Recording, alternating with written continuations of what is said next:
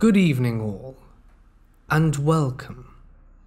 Tonight, we're going to be diving into the realm of the paranormal. So get comfortable, because it's time to let the darkness take control. This story happened to me in 2015. I was outside one pleasant night, and all was calm. I was looking to the sky, admiring the stars to see how many constellations I could identify. If I'm being true to myself, the only constellation I've ever been able to find is the Big Dipper, and I have been told the Little Dipper is supposed to be exactly next to it. But alas, I've never found it. My eyesight is, however, not what it used to be. I was getting tired and getting ready to go back inside my house when I saw something that made me stop dead in my tracks. Looking straight ahead of me in the distance, coming out of the woods, was what looked like two very bright eyes that were waist high off the ground. I didn't know what the hell it was, but it scared the crap out of me. These lights looked a lot like floating lanterns or balls of light, and were hovering. I've always had a bad feeling around that spot at night, but this was the first time anything actually happened. I ran back inside my house, and ended up staying awake for an extra few hours, trying to think of a reasonable explanation for what the hell had just occurred.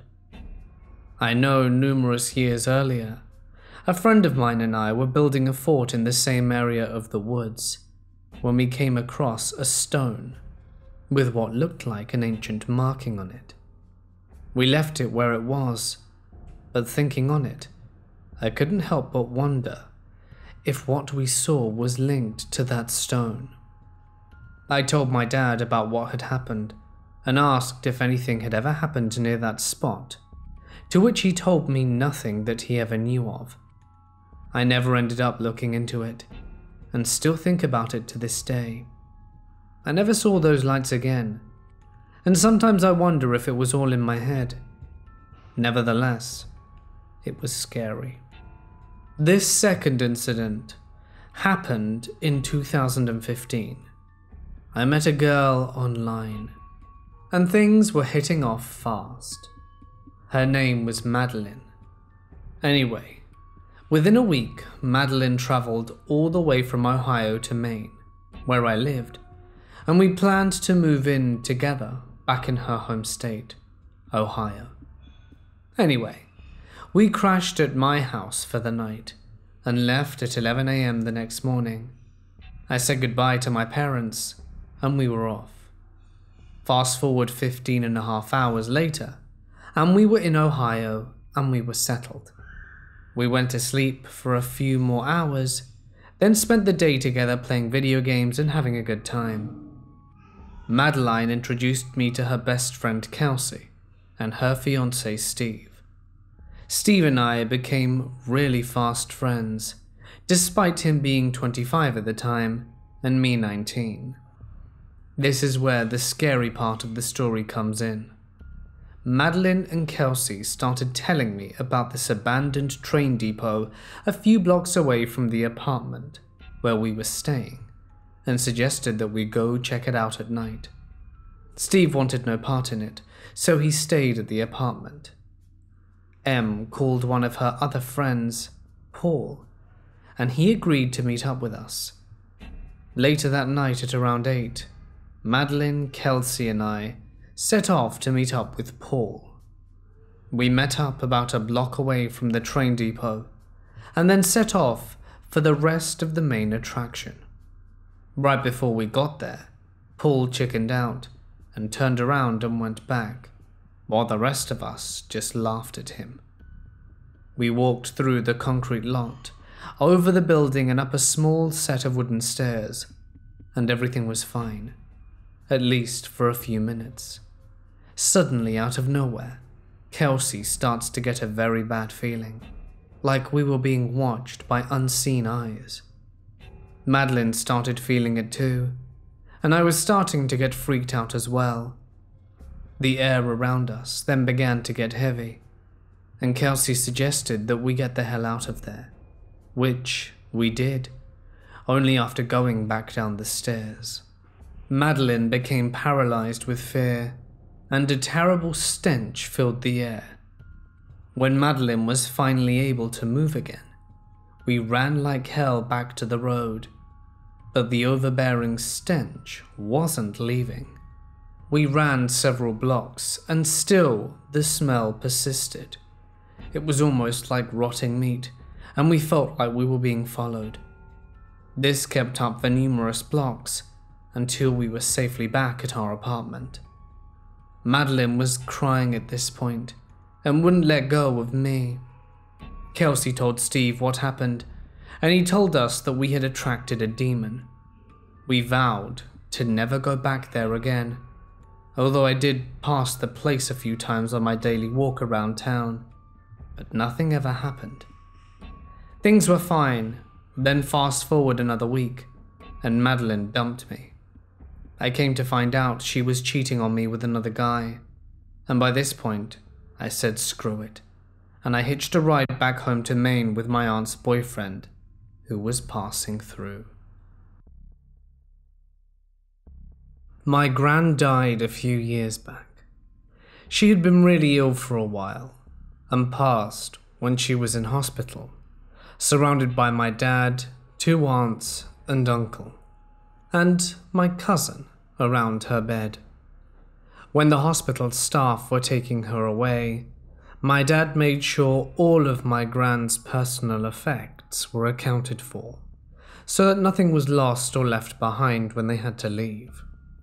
He took off her rings, her necklace, and her wristwatch, and gave them to one of my aunts. She put everything in her purse, but for whatever reason, she kept the wristwatch in her hand and just held it. Later, she realized that the watch had stopped working around the time of my gran's passing, give or take 5 minutes, which I guess gave the watch more meaning, even if it was just a coincidence. A few days passed, and my aunt never put the watch down. We were all waiting in my gran's house for her to be brought back from the morgue. She was lifted up the stairs in her coffin whilst we were all waiting in the living room, and was placed in her bedroom next to her bed.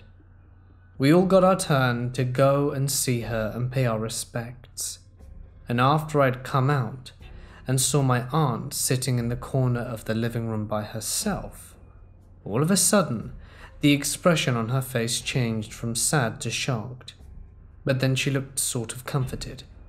She was looking at the wristwatch again, and it had started ticking.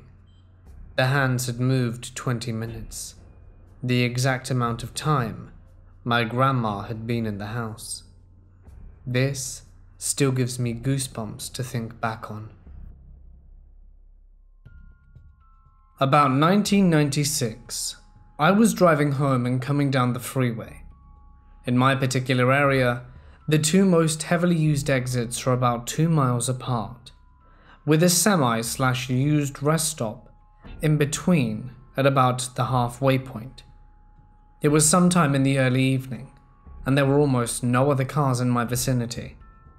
I'm cruising at 70, and get over into the right lane due to my exit readily approaching. As I start to coast to drop speed, I clearly hear someone whisper, "Faster," in my ear. The tatch goes nuts, and the speedometer starts quickly accelerating past 80. I freak out. I've got less than a quarter of a mile and my brakes aren't doing anything. It's like I'm not even pushing the thing to the floor. And then it stopped. I got off at my exit, pulled into a gas station and jumped out my car. Never had a mechanical problem with the car, wasn't drunk and wasn't high. Hell, the radio wasn't even on. Plain as day, I heard a little boy's voice whisper in my ear, and I'll never forget it, and it makes the hairs on the back of my neck stand. This second story wasn't necessarily about me, but I was present. I'm roughly 14 or so. My sister is about 4 or 5, and we're in the kitchen with my mum. She's doing dishes. My sister's at the table colouring, and I'm sitting by the table. My sister pauses, contorts her face and says, "I'll get it, mother." She then proceeds to make eye contact from the back of my mum's head, slowly to the phone on the counter, and then it rang. In later years discussing it, we both recounted that my sister said that line. Weird. Like she never called mum mother. It was just creepy. I'm a Dutch girl in her early 20s. When I was younger, I had a best friend. We met in kindergarten and were immediately close. She was Ukrainian, but had moved to the Netherlands at the age of 5. When we were about 13 years old, she started to get a little bit rebellious. One day, I was sleeping over at her house, and her mother had to work until the middle of the night. In the afternoon, we went outside to take care of some horses we had under our care. We didn't own them, but we could ride them and brush or feed them with the supplies of the landowner. When we got back to her house, it was already dinner time. My friend Helena and I ate and went to play on the computer. That's when I got a notification on my phone. It was a text message. In those days, WhatsApp didn't exist yet. It was the days of texting and MSN. Anyway, the text message said something along the lines of, "Be careful tonight." Now we're obviously very confused and a little freaked out. But my friend didn't get scared so easily. She wanted to write back, "Who is this?" But when we tried to open the message to reply, we couldn't find it. We found the message had somehow moved to the concepts map of my phone, where messages are written on the phone itself, but not sent. Being young and naive, we didn't pay it much mind. We were watching TV when we started to doze off. Then I got another message. "Feeling sleepy yet?" At this point, we were thinking someone was messing with us, or one of our friends happened to walk by her house. We didn't really send a reply back, but were more awake now than before. So we went outside for some typical teenage grocery shopping. We brought some snacks and energy drinks. At the cash register, I got another text saying, "Did you buy energy drinks?" This felt very judgmental and aggressive, and being stupid teenagers, we did not take well to that, so we sent back, "Yeah, got a problem with that?" The next text came back within a minute. "Yes, don't buy them." We of course ignored the message and bought the energy drinks anyway. We then walked around our village and sat down at some swings near my friend's house, drinking our drinks. We then got a message. It said, "No." We got a little suspicious there, as it seemed to know what we were doing at all times, like it was watching us. We went into her house, closed the curtains, and thought that that was that. But when we were inside, the strange occurrences got stranger. My phone kept sending me messages with some strange signs, like the ampersand and the percentage sign. I still remember that very clearly because it looked like dead smiley faces. We got very creeped out by this, but the messages kept coming in, fast, one after another. We wanted to tell our friends about this, so we started up her computer and the app MSN. But when we tried to type a message, all that came out were the same aforementioned symbols.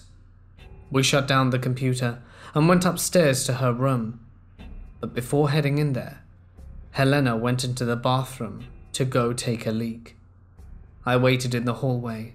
She left the door open, as we were too freaked out to close it fully. She was on there when all of a sudden, the faucet from across from her turned on, and water started filling the sink. She quickly finished up and went to turn it off. She washed her hands and was saying to me how strange that was, when the door slammed on its own. She then began screaming like I'd never heard her before and pulled the door open again. She ran into my arms and we ran to her room together. We sat on her bed, huddled together for a while, and then I got another message. Getting scared now?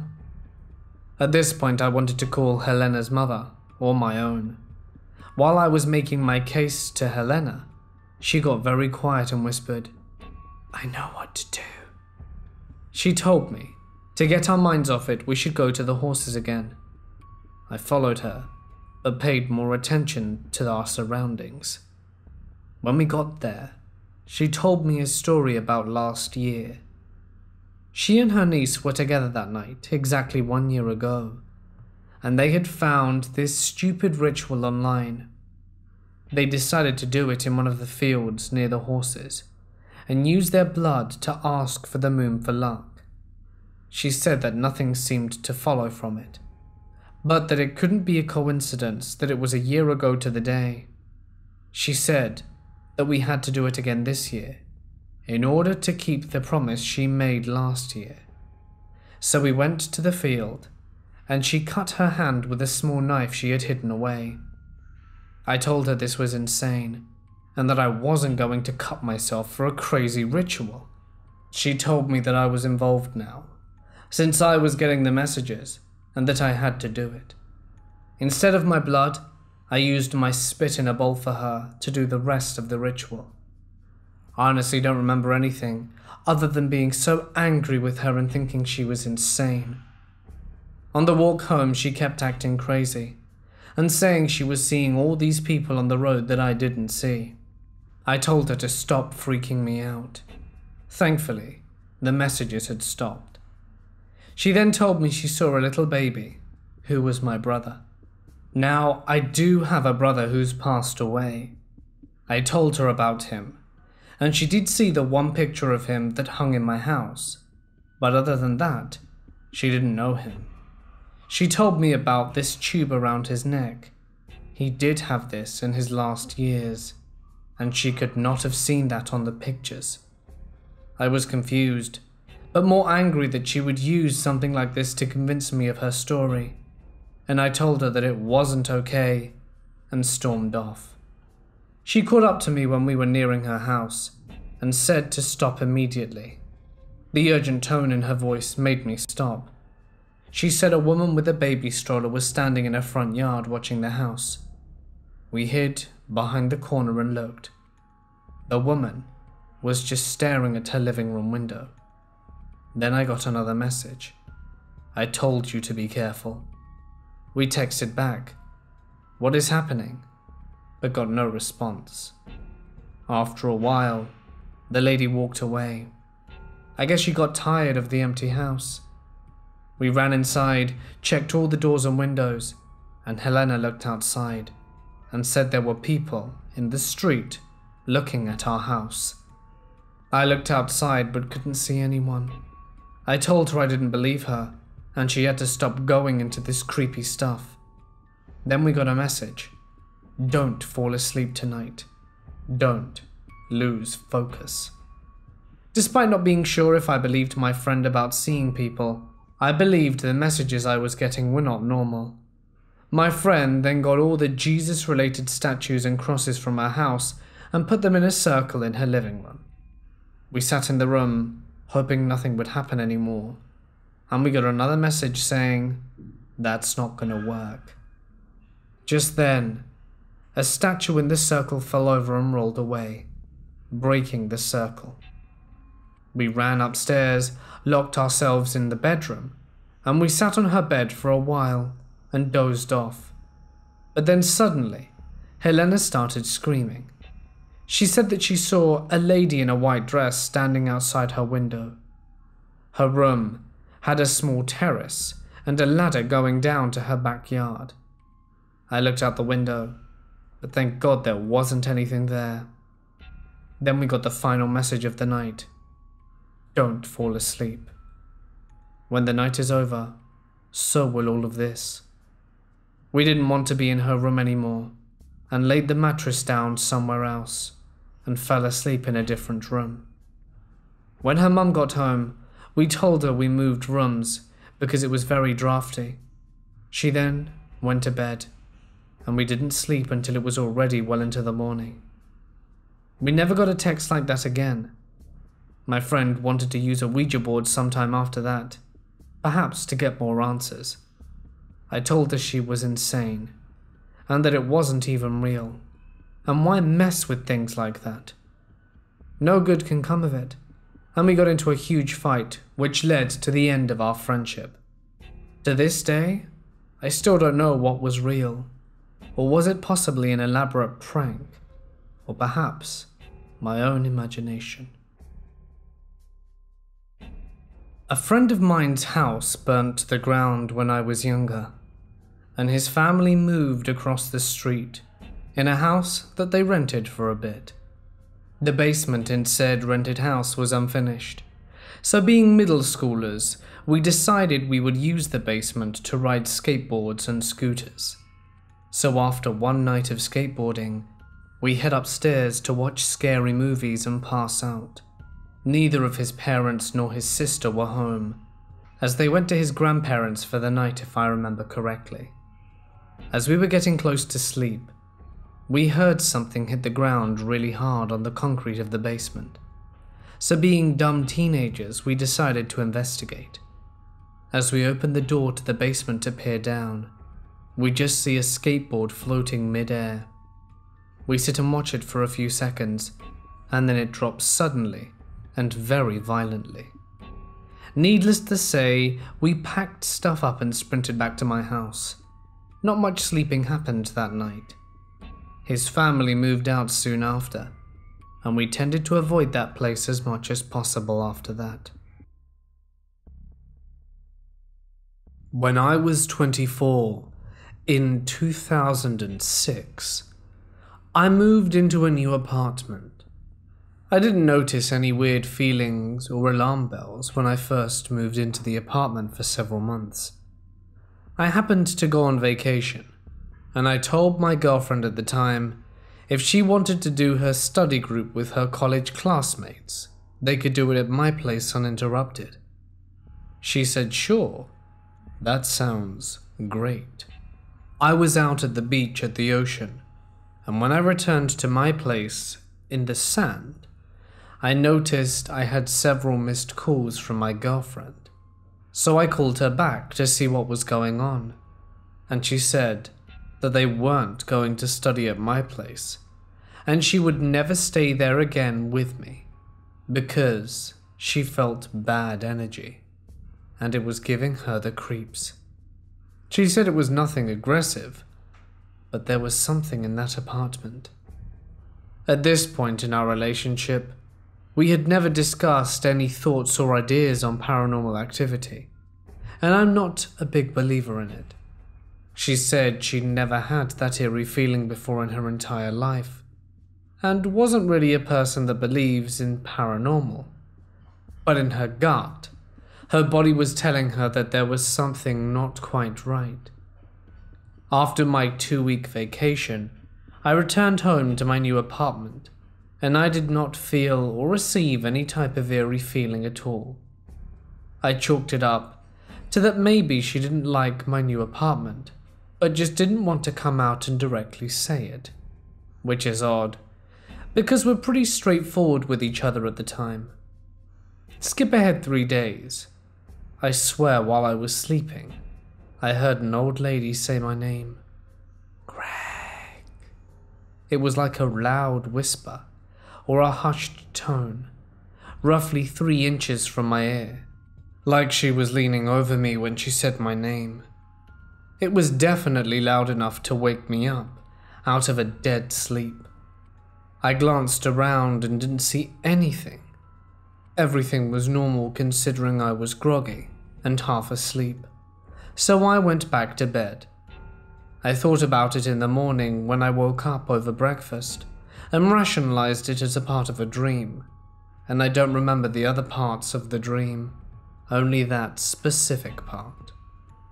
I'm not sure on what timeline, But around several weeks later, I woke up to the same exact loud whisper hush tone saying my name.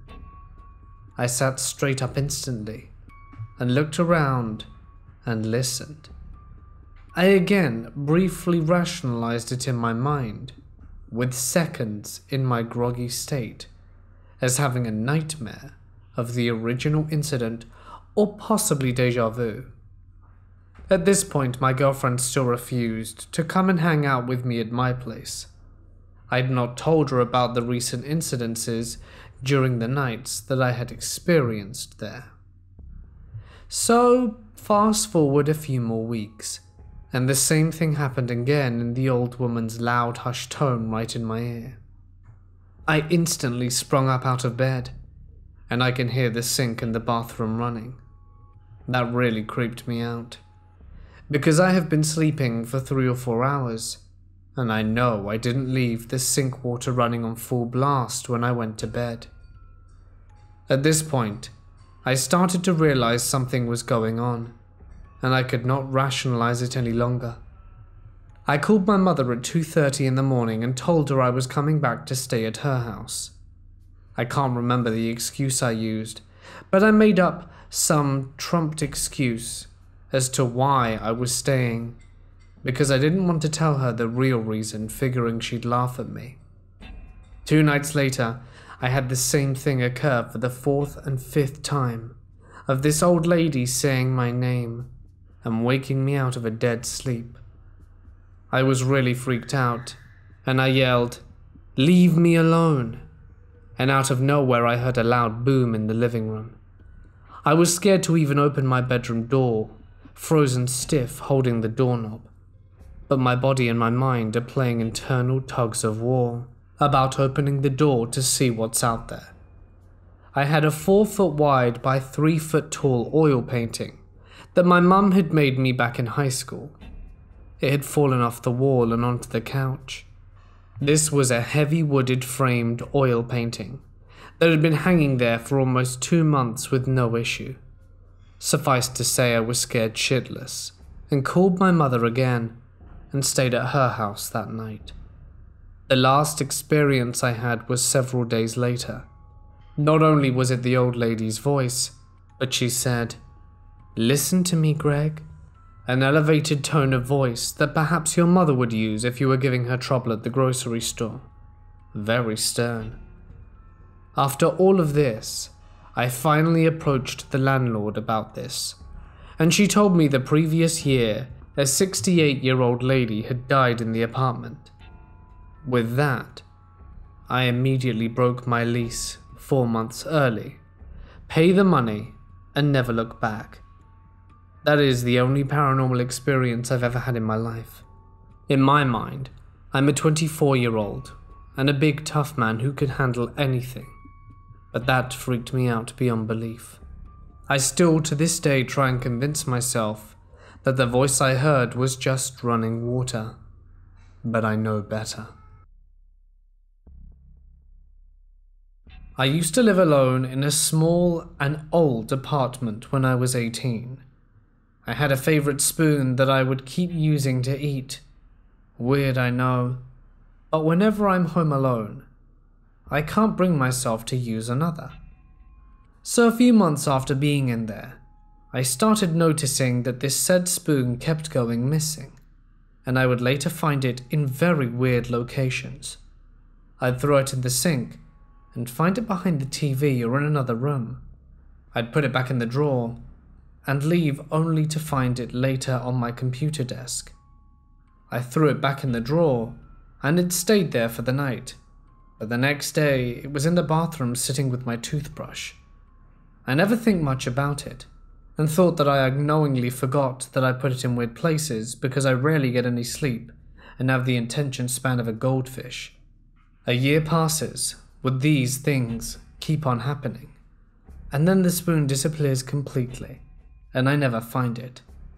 4 months later, I move out because I landed a job in a different hospital which was a tad bit too far from where I lived. As I was unpacking, I find said spoon between my clothes in the bag. That's when I got really spooked. Now I've been living in the same apartment ever since then, and the spoon has stayed in its place and never disappeared afterwards. I'm not sure what to think of that, but it's kind of funny when I look back on it. This is a story of mine that I can't remember properly, because I was less than a year old. But my mum and dad have both told it to me many times, and it is still entertaining and scary. Background knowledge to know before this story, just so you know how my house was set up. When I was younger, I used to live in a 2-floor house in Illinois. The house was a simple design, a small living room, kitchen and dining room on the bottom floor, and on the second floor there was a washing machine, a dryer, a bathroom and 2 bedrooms. With me being as young as I was, my parents had baby gates at the top and bottom of the stairs. I was still sitting in a high chair at this age. Now the story begins. We were all eating dinner downstairs. The baby gates were all up, and I was secure in my high chair. My dad was watching the news, and my mum was feeding me. My dad had my mum look at the TV for the report for less than a minute. They were distracted from me and couldn't see me. Out of nowhere, they heard the dryer start upstairs. It was only the 3 of us living there, and only the 3 of us were home. My mum and dad looked at my high chair. I wasn't there. They ended up being quite confused as to what was going on, and my mum decided to go upstairs and turn the dryer off. Well, she decided to open it for some odd reason, and I was in the dryer. Now, if you know anything about dryers, you know that you have to push a button for it to start, and it's quite difficult to close the door by yourself. I was in the dryer with the door closed and it was going, which is almost impossible with only one person. Also, I know it seems weird, but I was about 7 months old. But I remember a few things from that day which my parents didn't know. At that age and at that place, I would always play with an adult who wasn't real. He had been dead for years, and that's what he used to tell me. My parents say that when I was staring off at nothing, there was a dark shadow there, and I would talk in some odd language. And it wasn't like how babies talk, it was different. The day that the incident happened, I remember him taking me upstairs, but I don't remember anything after that. It was rather creepy, and wasn't very normal. I guess I should explain to you a few features of him. He had mostly grey eyes. He had a full head of jet black hair. There were times when he had a weapon of some kind, but those times were only when my parents fought. He had kind of treated me as if I were his own. Looking back on it now, I guess he was just trying to bring me closer to him, so that I could be his own. But my mum was smarter, and felt as if something was off in the house. But I swear I still see him to this day. Even though we've moved to a different house in a different city, and a different state. I have another story that's a bit more recent. It was my 14th birthday, and I had friends to sleep over.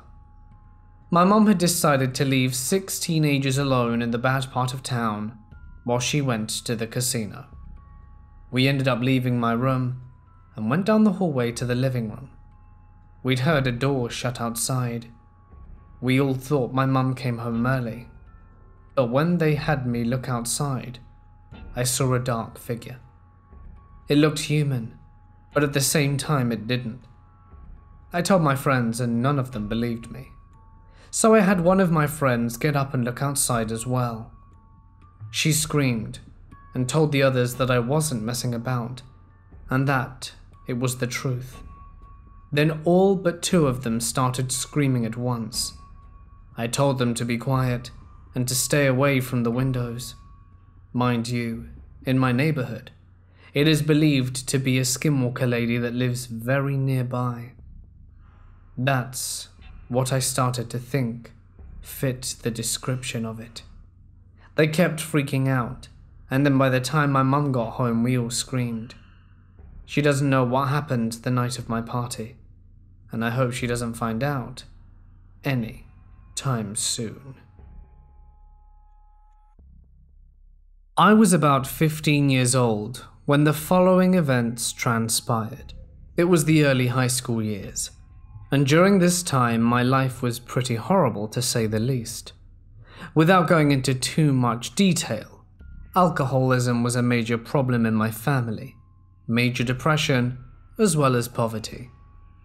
Back then it was just normal life to me. I can't remember exactly when, but I remember starting to hear voices and knocking in the hallway and doorknobs jiggling on their own. Mind you, we lived in a double-wide trailer, so things are easily heard throughout most of the house. The voices and sounds became quite frequent, to the point where I would lie in my bed listening to the noises outside my door. As I listened, I noticed the voices were not voices at all, but just one voice. A voice of a woman. At first, I chalked it up to be my mother wandering around in a drunken stupor. The voices were unintelligible and droning, but had a tone of voice equivalent to someone just about to cry. This is where I screwed up. Wrapped in thoughts of suicide and depression, one night I was like, you know what? Screw it. If there is something here, what better way to find out than to call it? So I performed a ritual to summon the spirit, or whatever it was. After some Google searches, this was a mistake. Post the performance of said ritual, things went on as usual, until one day me and my stepdad were sitting in the living room watching some TV, and we started to hear music. At first, it was quiet, and then grew extremely loud. It was the bass line to Another One Bites the Dust. At the same time, I can hear a woman's voice screaming over the music. Either that, or she was talking very loudly, or her voice was in the music. It was so loud that I yelled at my stepdad, like, what the hell is that music? Where is it coming from? He looked at me with a blank face, and I could read his lips. I can't hear any music. Shocked, I got up to investigate, and the music stopped. I mean, the blasting bass line stopped, and all returned to normal. Another incident was when I was outside doing some yard work close to the house, when suddenly I looked up and saw a fog shadow person running towards the woods near my house, from the opposite side of the house, in which I was working. It was like a smoke person running for his dear life into the woods. Once it disappeared, it goes running after me. But once I reached the edge of the woods, it was gone. Still, at this point I was more curious than frightened, and could chalk it up to rational explanations. These next two events truly terrified me. I was awoken by the urge to pee one night. We usually kept the bathroom light on for my little brother, who was scared of the dark. As I approached the bathroom, I noticed that there was a woman's shadow on the floor, coming from the open door of the bathroom. I thought it was my mum, so I decided to wait. As I made that decision, the shadow on the floor ran further into the bathroom. Mind you, this is a trailer, so the bathrooms aren't big enough to move at all. I was terrified, but had to pee more, so I enter. While I pee, the big door begins to open, and I say, "I'm in here." The door stops. The door begins to open, and I quietly yell, "I'm in here." The voices I heard I will never unhear.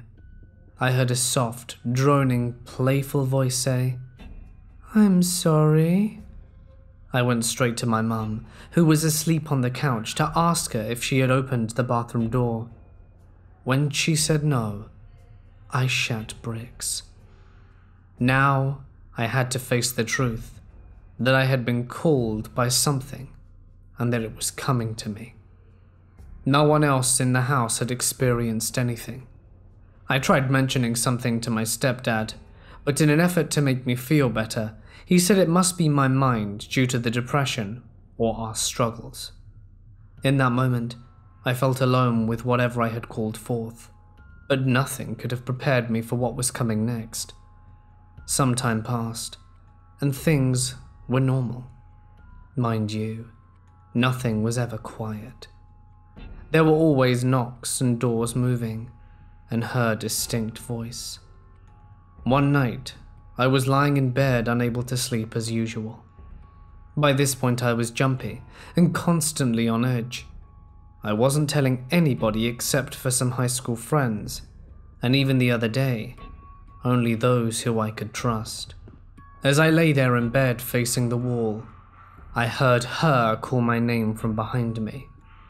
Before I thought, almost like a reflex, I leaped to face what called me. There before me was a woman, standing in my doorway. She had long, white, blood-stained Victorian dress. Her arms were by her side. She had long, straight black hair. Her face was not covered by her hair, but a dark abyss, as if her face was shrouded by a shadow. She stood there for a good 2 to 3 seconds before she went into the floor. I didn't sleep that night. After that, the house went quiet. Nothing paranormal ever happened again, and has ever happened to me again. I am currently a pastor of a church, and now, due to my beliefs and my experience, I do believe that she was a demon, sent on a mission against me, and that all that paranormal-style hauntings can be theologically proven to be demonic in different severities. I believe that God intervened that night, and that is why the activity stopped. I grew up near the old mission in South Texas. I remember me and my siblings were wandering around a particularly decrepit mansion. There were areas that had obviously been fixed up and made prettier for the tourists, but there were some areas that were sealed off. The closest sealed off areas were where we were wandering, and it was what appeared to be a monk's quarters. The door was bolted shut and locked, but right below the handle was a black spot where some of the wood had been knocked away. It was a hot day, broad daylight the day we were there, yet when you glanced at that hole it was completely pitch black inside. I was curious to see more, so I stuck my face in the hole. There was an old metal cup, and the faint outlines of a small table and a chair that was knocked over on a dirt floor. Just as my eyes adjusted to the darkness to see these things, something cold from the inside pushed my face away from the hole in the door. Hey guys, it's Mort here, and thank you so much for listening. Happy 4th of July to all my American friends. I hope you've had a great day. So I've had some issues with YouTube. They've decided that stalker stories aren't really their thing. They went ahead and demonetized a whole bunch of mine, which was great. And then after I'd appealed it, they'd demonetized most of my cult stories too. So as you can imagine, that is just fantastic to deal with. I like doing those kind of stories. I don't think many other YouTube channels cover cult stories. Very often anyway. I know a lot of them do stalkers.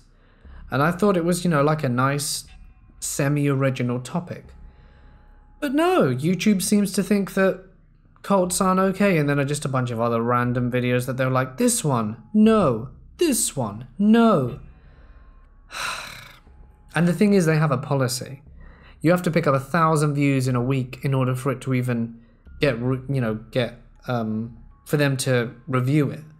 So, for a lot of older videos that got hit, that's quite unlikely. So, all of these older videos which got hit, they're done for, no more monetization, which really sucks, to be honest.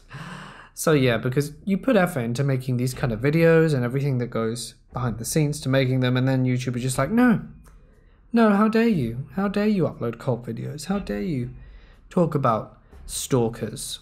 Oh, and that's another thing. Whenever I use the word stalker, I think too much, or maybe it's because it's titled stalker, YouTube is just like, lately they just demonetize it straight away.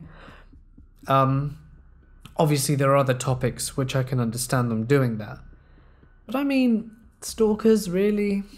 Ugh. Anyway, so my rant is over. I just wanted to share that with you. God, this rant's longer than some of the stories. So yeah, I'm probably gonna sign off now because you've heard my voice enough. Stay awesome, and I'll see you in the next one.